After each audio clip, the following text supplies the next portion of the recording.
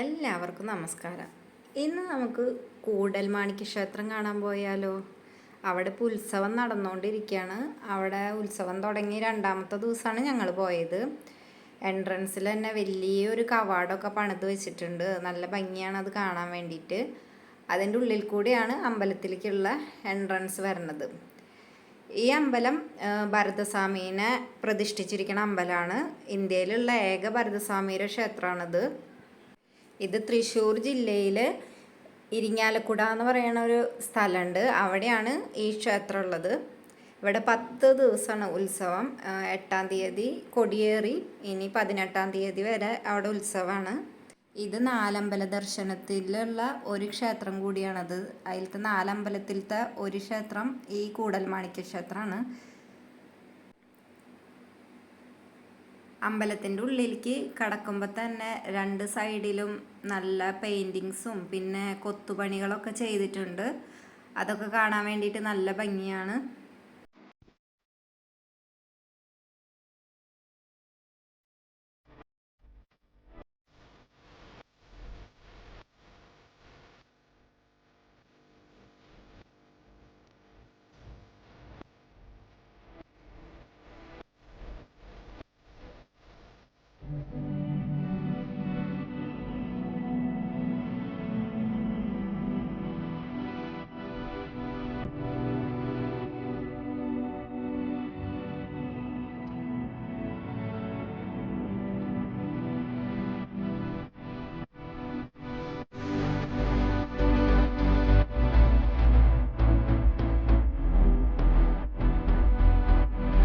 ഈ അമ്പലത്തിന് ചുറ്റും കുറേ ഏരിയ ഉണ്ട്. ഏക്കർ കണക്കിന് സ്ഥലത്താണ് ഈ അമ്പലം സ്ഥിതി ചെയ്യണത്.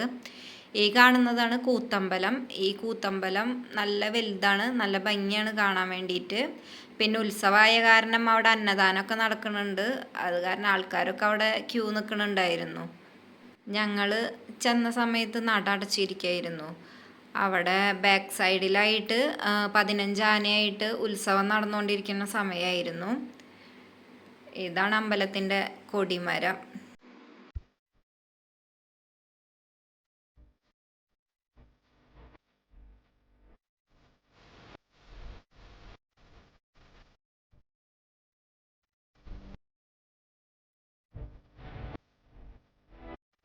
ഇവിടെ ആനകളൊക്കെ കുറേ തൂണുകളുടെ ഇടയിലൊക്കെ ആയിട്ടാണ് നിരത്തി നിർത്തിയിട്ടുണ്ടായിരുന്നത്.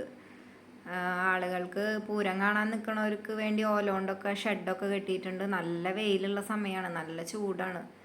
ഇവിടെ മെയിൻ തിടം പേറ്റിയ ആനയുടെ 2 സൈഡും ചെറിയ ആനക്കുട്ടികളെയാണ് നിർത്തിയിട്ടുള്ളത്.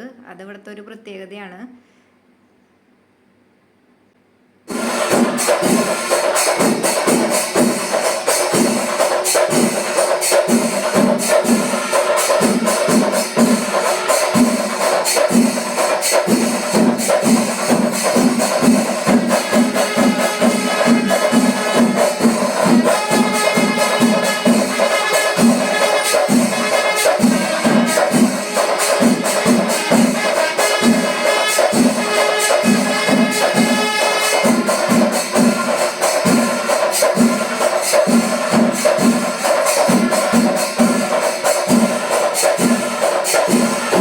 ഈ അമ്പലത്തിൻ്റെ അടുത്ത് തന്നെ വലിയൊരു അമ്പലക്കുളം ഉണ്ട്.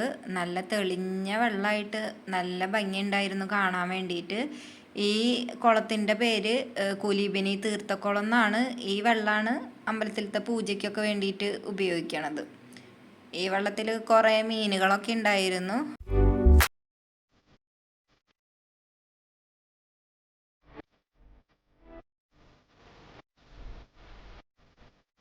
ഉത്സവമായ കാരണം പുറത്ത് കുറേ കച്ചവടക്കാരുണ്ടായിരുന്നു. കുറേ ടോയ്സും ഫാൻസി ഐറ്റംസും ഫുഡ് ഐറ്റംസൊക്കെ ആയിട്ട് കുറേ കച്ചവടക്കാരൊക്കെ ഉണ്ടായിരുന്നു. പിന്നെ ഒരു കടയിൽ ഏതെടുത്താലും 30 രൂപയുള്ള ഒരു ഐറ്റത്തിന് 30 രൂപയായിട്ട്. അത്യാവശ്യം നല്ല ക്വാളിറ്റി ഉള്ള ഐറ്റംസൊക്കെ ഉണ്ടായിരുന്നു ആ കടയിൽ.